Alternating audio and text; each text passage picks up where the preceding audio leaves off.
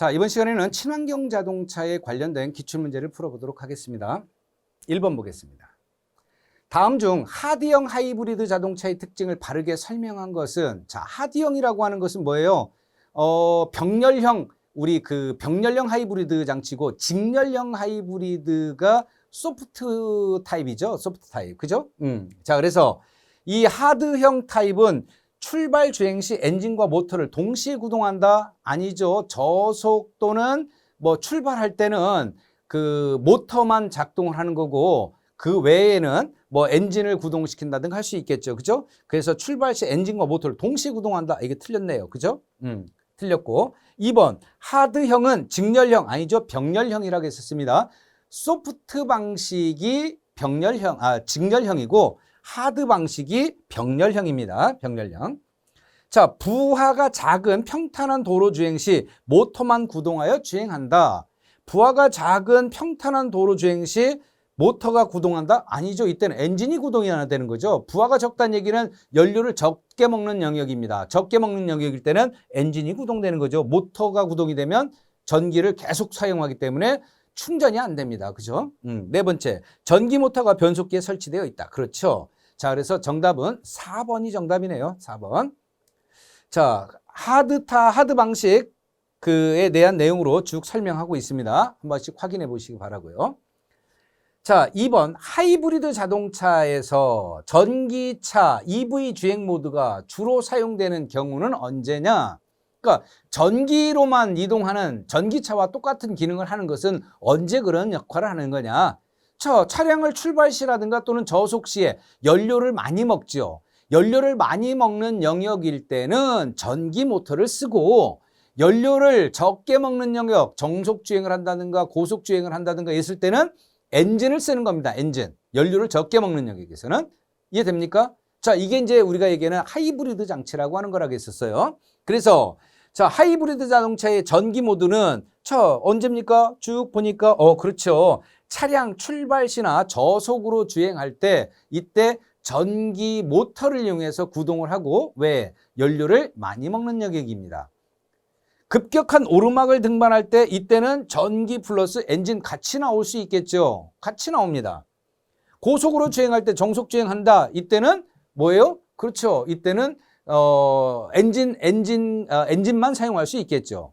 또 급가속하여 다른 차량을 추월할 때 이때는 엔진과 전기 두 개를 합쳐서 큰 토크를 만들기 위해서 사용할 수도 있겠죠. 그래서 전기차 주행 모드라는 얘기는 결국은 전기만 사용하는 때는 언제냐 이런 거죠. 차량 출발 시나 저속으로 주행할 때 전기차 모드하고 동일한 효과를 볼 수 있다. 자, 그래서 4번이 정답이겠죠.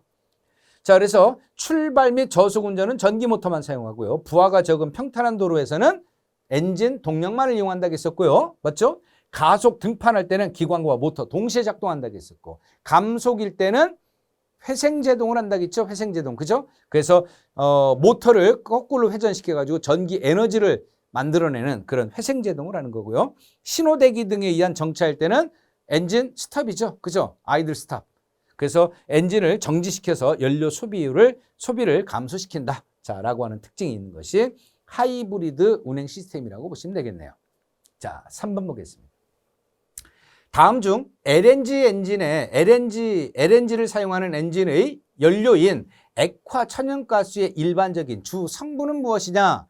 자, LNG는요, 보통 땅 속에서 있는 천연가스를 포집하는 거죠. 그죠? 채집하는 거 아닙니까? 그걸 가지고서 사용하는 것이 LNG 아닙니까? 그죠? 그래서 이 천연가스의 주 성분은 메탄이 약 90% 정도를 차지하고 있어요. 그래서 액화 천연가스의 일반적 주 성분은 무엇이냐? 자, 뭡니까? 메탄이죠, 메탄. 메탄이 전체 90% 정도를 차지한다. 자, 라고 하는 것 참고하시고요. 1번이 정답이겠죠. 자, 그래서 LNG 같은 경우는요, 건성가스 수속 및 저장이 용이하기 위해 액화한 것으로 천연가스라고 일반적으로 불리죠. 그 전체적으로 약 90%가 메탄으로 형성되어 있고, 마이너스 162도씨로 하면, 액화하면 최적은 원래의 600분의 1만큼 줄어든다. 그러니까 온도를 떨어뜨려서 액화시키면 부피가 이만했던 것이 확 줄어드는데 600분의 1로 줄어든다. 자, 이런 얘기입니다. 그리고 그 상태 전용 탱크에 수송되어 반지하 또는 지상의 대형 단열 탱크에 저장해서 사용을 하고 있습니다. 자, 이걸 우리는 액화 천연가스 LNG라고 하죠. 자, 4번. 다음 중 하이브리드 자동차에 대한 설명으로 바르지 못한 것은 하이브리드 자동차.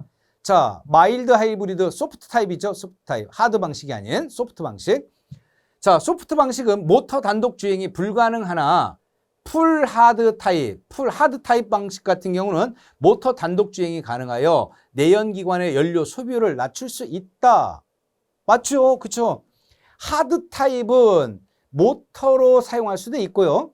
그 다음에 소프트 타입 같은 경우는 직렬형이라고 했잖아요. 직렬형은 엔진 있고 엔진에서 어디로 갑니까? 발전기로 엔진에서 발전기가 있고 발전기에서 배터리에 저장을 시키고 배터리에 있던 전기를 이용해서 모터를 구동시키고 모터에서 결국은 뭐 변속기라든가 이런 것들을 거쳐서 나중에 최종적으로 바퀴가 연결되는 거죠. 그렇기 때문에 엔진이라고 하는 것은 그냥 단순하게 바퀴를 돌리는 거하고 전혀 관계없습니다. 바퀴는 무조건 모터가 구동시킨다고 보면 돼요. 그리고 엔진을 왜 뒀느냐? 발전기를 구동시키기 위해서 엔진 둔 겁니다. 이게 직렬형 또는 소프트 타입이라고 하죠. 그렇죠? 그래서 소프트 타입은 모터 주행 타입은 단독 주행이 불가능하다는 얘기예요. 그죠? 그리고 풀 타입 같은 경우는 모터의 연료 소비를 줄일 수가 있다. 낮출 수 있다. 자, 맞는 표현이겠고. 2번. 병렬형은 병렬형 모터의 위치에 따라 마일드 타입과 풀 타입, 하드 타입이 있다. 자, 역시 맞는 표현입니다.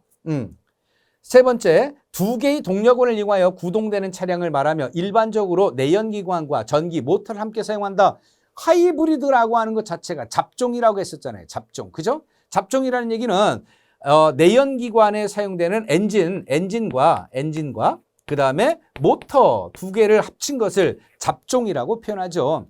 그래서 엔진은 내연기관에 쓰는데 그 내연기관에는 뭐 사용하는 연료에 따라서 가솔린을 사용할 수도 있고 또는 뭐 디젤을 사용할 수도 있고 LPG를 사용할 수도 있고 뭐 CNG를 쓸 수도 있겠고 뭐 여러 가지 어떤 사용하는 엔진에 따라서 모터와 같이 병행해서 사용하는 것을 우리는 하이브리드라고 이야기를 했었습니다.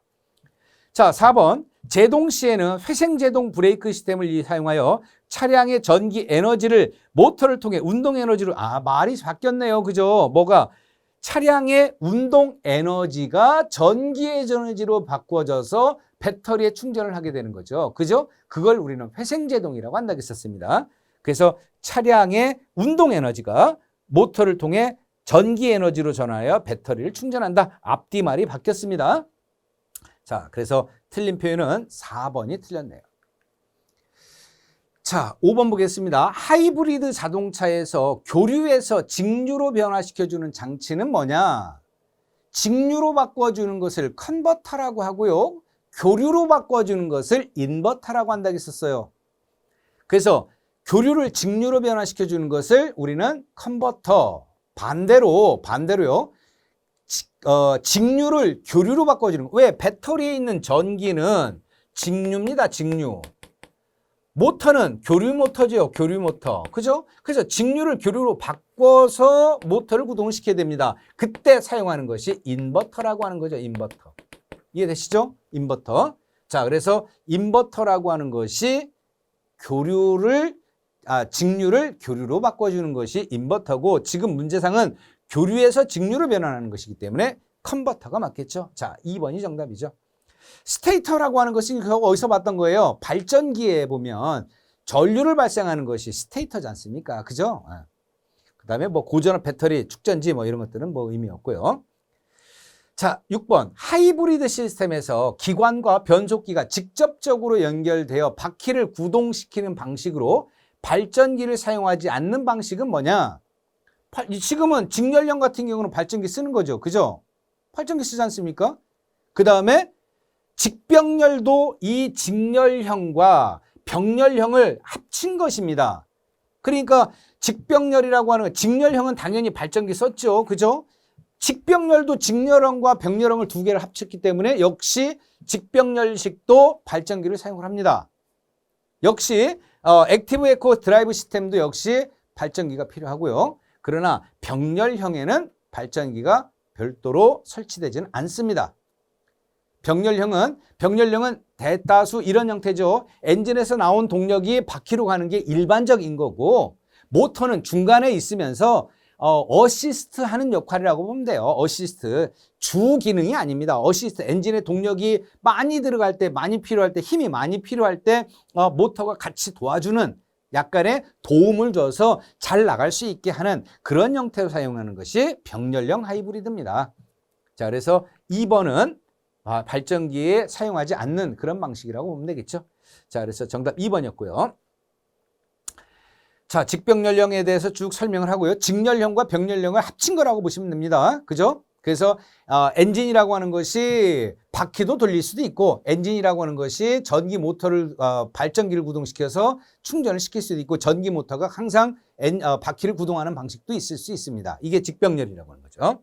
그래서 발질 때나 저속으로 달릴 때는 모터만으로 달리는 직렬형과 적용이 돼 있고, 어느 일정 속도 이상으로 달릴 때는 엔진과 모터를 병용해서 주행하는 병렬 기능을 발휘하고 있습니다. 이것이 두 개가 합쳐진 것이 직병렬형 하이브리드 장소다. 그래서 요즘 나오는 하이브리드 자동차들이 이 직병렬 하이브리드 방식을 사용한다. 이렇게 보시면 좋을 것 같습니다. 자, 7번 보겠습니다. 전기자동차의 설명으로 맞는 것은 전기자동차. 1번, 출발 시 무거운 축전지 무게 때문에 가솔린 차보다 구름 저항이 크다. 배터리가 너무 무겁습니다. 무거우면 자동차 중량이 많이 나가죠.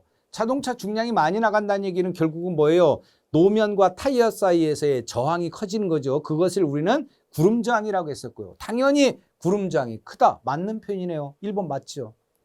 2번, 내연기관 자동차보다 에너지 효율이 좋지 못하다. 내연기관보다 효율이 상대적으로 높습니다. 효율이 좋아요. 자, 3번, 1회 충전 시 무제한 사용이 가능하다. 그러나요? 한 번 충전하면 영원히 갑니까? 그렇지는 않죠. 주행거리가 정해져 있지 않습니까? 요즘 나오는 자동차들이 보통 한 300km 중반에서 한 400km, 500km까지 주행한다고 하는데, 어쨌든 그 주행거리가 끝나면은 다시 충전을 해줘야 되지 않습니까? 그죠? 무제한 사용이 가능하다. 말도 안 되는 얘기겠고요. 운전 조작이 비교적 쉽고, 그죠? 쉽죠? 쉽다. 왜? 가속 페달만 밟으면 되잖아요. 그죠? 다른 거 만질 것도 없습니다. 그래서 운전 조작이 상대적으로 쉽다. 드라이브 레인지다만 놓고 전진 방향으로만 놓고 그냥 계속 밟고 가면 돼요. 자, 그래서 운전 조작이 상대적으로 쉽다라고 하는 장점도 있죠. 자, 그래서 틀린 것은 1번이 맞는 것은 1번이 맞죠. 그죠? 맞는 것을 찾는 거니까. 자, 그래서 전기 자동차의 장단점 해갖고 1번 무공해 또는 저소음. 그렇죠? 거의 뒤에서 전기 자동차가 쫓아오면 뒤에서 뭐가 차가 오는지 안 오는지 아무도 모릅니다. 그죠? 그만큼 조용해졌어요. 운전 및 유지 보수가 용이하고 수송 에너지 다변화가 가능하다. 그 에너지라고 하는 것은 꼭 전기를 가지고서 충전을 하기도 하겠지만은 그다음에 그 에너지라고 하는 것이 발전소에서 나오는 에너지가 다양하지 않습니까? 그죠? 그래서 그러한 다변화가 가능하고요. 충전 부하로 수요를 창출할 수 있고, 결국은 심야 전력을 이용한다라고 하는 건데, 우리 발전소에서 생산된 전기는요, 저장할 수 있는 통이 없습니다. 안 쓰면 그냥 다 소멸되는 형식이에요. 그런데 밤에도 발전소에서는 계속 전기를 생산을 해야 됩니다. 왜? 어디에서도 전기를 쓸 수가 있으니까. 그죠? 밤이라고 해도 우리 가정에서는 거의 쓸 일은 없지만 기타 산업이라든가 이런 데서는 전기를 계속 쓰잖아요. 그렇기 때문에 밤에도 발전소에서는 전기를 꾸준히 생산을 해야 됩니다. 근데 낮에만큼, 저녁 때만큼 많은 양의 전기를 사용하지는 않아요. 새벽 같은 경우는. 그죠? 심야 시간에는. 그러다 보니까 그 사용하지 않은 전기는 다 없어집니다. 근데 그 심야 시간대에 전기 자동차를 충전을 한다라고 하면은 심야 전력 이용이 가능해지는 그런 효과를 볼 수가 있다는 얘기죠. 에너지 효율이 높고 에너지 절약이 가능하며 조작이 간단하고, 또 시동이 외부 온도의 영향을 크게 받지 않는다. 특히 우리 추운 겨울철 같은 경우는 디젤 자동차는 압축 착화 방식이기 때문에 온도가 낮으면 시동 걸기가 굉장히 좀 어려워지고요. LPG 자동차도 역시 마찬가지겠죠. 그래서 이런 부분에 문제점이 있었던데, 전기 자동차라고 하는 것은 아예 그런 부분에 온도의 영향을 크게 받지 않더라는 거죠. 그 다음에 진동이 없고 내구성이 좋다. 이런 장점이 있는 반면에 단점을 보면 주행 성능이 안 좋다. 가속 성능이라든가 등판 능력 또는 최고 속도 이런 것들이 조금 불리하다. 뭐에 비해서? 일반 내연기관에 비해서. 1회 충전 거리가 짧고 너무 고가다. 뭐가? 배터리가 너무 고가다. 그러다 보니까 자동차 전체적인 가격이 오를 수밖에 없다. 전기 자동차 사용 여건이 미비하다. 법령이라든가 인프라, 충전 시설 뭐 이런 것들이 여건이 조금 어려운 부분이 있죠. 배터리 에너지 밀도가 낮아 장거리 주행을 위해서는 배터리 무게를 증가시켜야 한다. 여기서 얘기하는 에너지 밀도라고 하는 것은 배터리에 저장할 수 있는 에너지 양을 우리는 에너지 밀도라고 합니다. 입력 밀도라고도 하죠. 입력 밀도. 그리고 출력 밀도라고 하는 것은 얼만큼 그 배터리에 있는 전기를 한 번에 뽑아 쓸 수 있느냐, 이걸 출력 밀도라고 하는데, 출력 밀도가 높으면은 한 번에 많은 전기를 확 뽑아가지고 가속 성능을 높일 수가 있어요. 근데 어쨌든 기존 배터리 타입이, 기존 전기자가 전기 자동차가 배터리의 성능이 그렇게 좋지 못합니다. 뭐에 비해서? 내연기관 우리가 그동안 썼던 거에 비해서. 그러다 보니까 에너지 밀도도 낮고 출력 밀도도 낮아요. 에너지 밀도가 낮으니까 많은 전기를 하나의 통에다 담을 수가 없죠. 그래서 여러 개의 통에다가 잔뜩 담아 갖고 다니는 거예요. 그러다 보니까 자동차 밑바닥이 전부 다 배터리로 구성이 되는 그런 결과를 초래하고, 그러다 보니까 전체적인 자동차의 무게는 무거워지고, 또 출력 밀도가 약하기 때문에 낮기 때문에 한 번에 많은 전기를 뽑아 쓸 수가 없기 때문에 처음 가속 성능이 좀 떨어진다는 얘기입니다.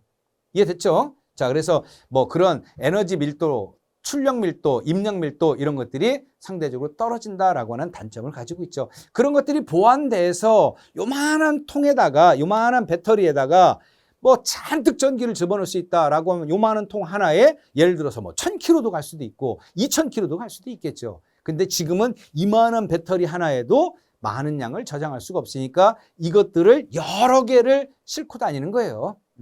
자, 이해됐죠?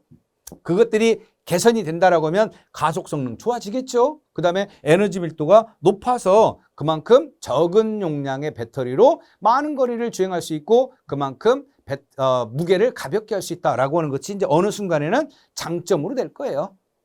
자, 근데 아직까지는 이러한 단점들이 내포되어 있다.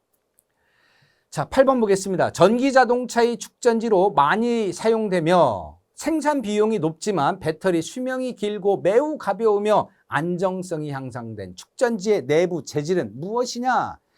여기서 제일 잡을 찾자라고 하면 리튬 폴리머입니다. 자, 이 리튬 폴리머라고 하는 것이요, 리튬 이온에 비해서 2배 정도의 에너지 밀도와 출력 밀도가 더 높다고 이야기를 합니다. 가격도 근데 2배 정도 더 비싸요. 리튬 이온에 비해서 리튬 폴리머가 가격도 2배 더 비쌉니다. 그만큼 고가죠. 그렇죠? 자, 이런 것들이 가장 우수한 성질을 가지고 있는 것이 아직까지는 리튬 폴리머라고 하는 건데, 너무 가격이 비싸고 또 그러한 부분들이 조금 개선돼야 될 부분이라고 보시면 되겠죠. 그래서 안정성 축전지 내부 재질은 리튬 폴리머 배터리가 가장 이상적이겠다. 자, 정답은 4번이 정답이겠죠. 9번 보겠습니다. 저장 탱크에서 들어오는 수소와 공기 중의 산소로 직류 전기와 물 및 부산물인 열을 발생시키는 핵심 부품은 무엇인가? 자, 스택이라고 하는 것이 있죠. 이쪽에는 수소를, 이쪽에는 산소를 공급하죠. 자, 전기극이라고 하는 것과 그 다음에 공기극이라고 하는 것이 있고, 그 다음에 이런 것들이 있는데, 이런 스택에 수소와 산소를 공급하면요, 그때 마이너스 성질이 전자를 만들어내요. 전자. 이 전자가 이동을 하면, 전자 이동을 보고 우리는 뭐라고 한다겠죠? 이걸 전류의 흐름이라고 했잖아요. 전류의 흐름. 그렇죠? 그래서 결국은 두 개가 결합하는 과정 중에서 전자가 만들어지고 결국은 전기가 만들어지는 거고, 그리고 두 개가 하는 과정 중에서 전기 에너지라고 하는 것과 뭐가 열이라고 하는 것이 만들어져요. 열. 그 열이라고 하는 것이 두 개가 합쳐져서 결국은 효율을 그만큼 높일 수 있다, 이런 얘기를 많이 하는 것이고요. 그리고 두 개가 결합하는 과정 중에서 뭐가 만들어져요? 수소와 산소가 결합하면 H2O라고 하는 물이라고 하는 것이 형성되겠죠. 이 물은 대기 중으로 방출을 합니다. 이 산소라고 하는 것, 수소라고 하는 것은 탱크에 저장시켜서 가지고 다니지만 이 산소는 공기에서 받아들입니다. 공기, 주변에 있는 공기에서. 근데 깨끗한 공기를 받아들여야 되겠죠. 이물질이 많이 들어가면 안 되니까. 거기에 여과 장치를 두죠. 이 여과 장치가 공기에 떠도는 부유물이라든가 이런 것들, 오염 물질을 얘가 빨아들이면서 여기서 여과 기능을 합니다. 우리 흔히 얘기하는 공기청정기 기능을 같이 한다고 보시면 될 것 같아요. 그래서 얘는 연료전지라고 하는 것은, 연료전지의 스택이라고 하는 것은요. 자, 이게 뭐예요? 이게 전기 만들어지고 또 열에너지 만들어지고 물 만들어내고 공기 정화 기능하고 여러 가지 어떤 그 다변화할 수 있는 것이 연료전지 자동차의 어떤 특징이라고 보면 되겠죠. 지금과 같이 전기와 물이라고 하는 것이 형성되고 그다음에 그때 열이 만들어지는 것을 이걸 보고 우리는 뭐라고 한다? 연료전지 스택이라고 하죠. 스택. 자, 그런데 수소만 공급하면 좋아요. 그런데 여기에 수소를 공급하지 말고 여기에 어떤 그냥 연료를 그냥 집어넣자. 왜? 연료라고 하는 것은 탄소와 수소의 결합체니까 그때 탄소 제거하고 수소 공급하면 되겠죠. 그래서 연료를 직접 집어넣겠다라는 거예요. 연료. 그러면 연료를 직접 집어넣어서 수소를 걸러주는 역할을 하는 게 뭔가 하나가 있어야겠죠. 이걸 보고 우리는 계질기라고 합니다. 계질기. 이해되셨나요? 계질기라고 하는 것은 수소를 공급하기 위해서 연료를 공급하는데 그때 연료에 있는 수소를 뽑아내기 위해서 분리시켜주는 장치를 우리는 계질기라고 하는 거예요. 계질기. 그래서 지금 여기서 얘기하는 직류전기와 물, 부산물인 열, 직류전기와 부산물인 열, 그 다음에 물 이런 것들을 만들어내는 것을 우리는 연료전지 스택이라고 하고 그때 그것을 연료를 직접 공급해가지고 계질해서 집어넣어서 하는 것을 우리는 계질기라고 하더라. 그래서 정답은 연료전지 스택이라고 하는 것이 맞겠죠. 그죠? 그리고 계질기라고 하는 것은 여타 연료를 탄소를 제거한 수소만 공급하기 위해서 분리시켜주는 장치를 우리는 계질기라고 이야기를 하는 거고요. 뭐 전력 변환 장치라고 하는 것은 직류를 교류로, 교류를 직류로 변화시켜주는 것을 뭐 전력 변환 장치라고 하고 고전압 배터리는 배터리를 연료전지라든가 아니면 그 뭡니까 그 전기 자동차에 하이브리드 자동차에 배터리가 실리는데 그걸 우리는 고전압 배터리라고 하겠죠.